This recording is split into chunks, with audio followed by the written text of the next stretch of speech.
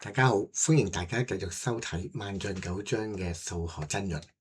喺上集咧，我哋講到點樣建構一個三階橫方，咁並且咧，我亦都講過俾大家聽咧，三階橫方特別之處咧就係佢只有一個解，並且咧三個個位數字唔包括零，能夠組成到15嘅組合咧只有8個，亦都體現喺三階橫方嗰度。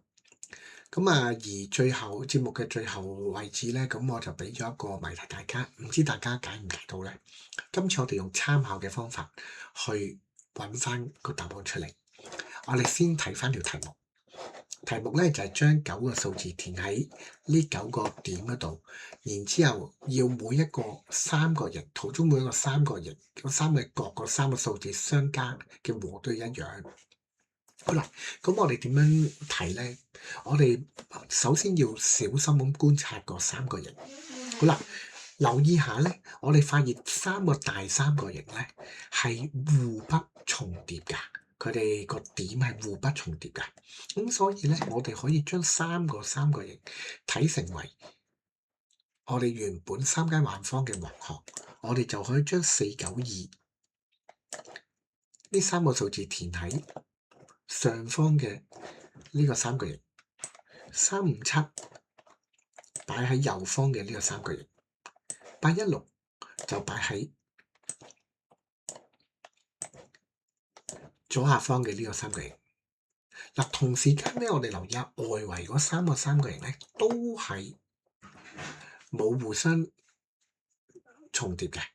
咁所以咧，我哋應該喺每一個大三角形嗰度取出一個數字擺喺小三角形嘅角，我哋可以將佢睇成為將直行嗰三個數字擺相同嘅三個三角形嗰度，即係話將438擺喺相同嘅呢三個三角形其中一個裏邊，951又擺另一個，如此類推。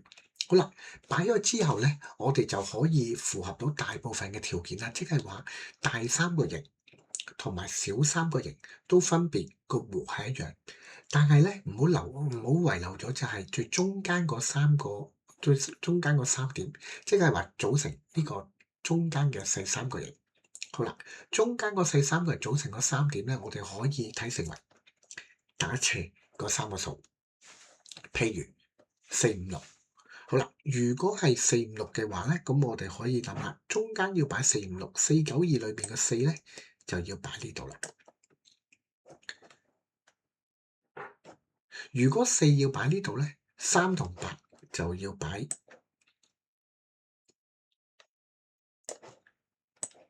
呢兩個位啦。好啦，5咧要擺喺中間個三角形嗰度，即係話5咧就要擺呢個位啦。7咧就擺呢個位啦。好啦，剩翻落嚟6擺呢一度，擺中間1咧就擺剩翻個位。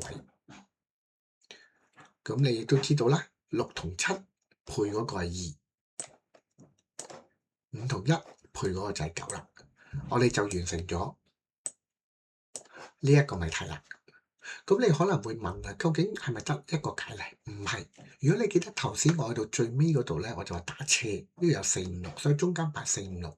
如果中間我唔擺456，而擺258嘅話咧，就會有另一個答案產生，即係話呢條謎題有兩個解。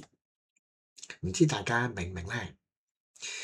大家可以翻去試下將呢條題目做一次、做2次。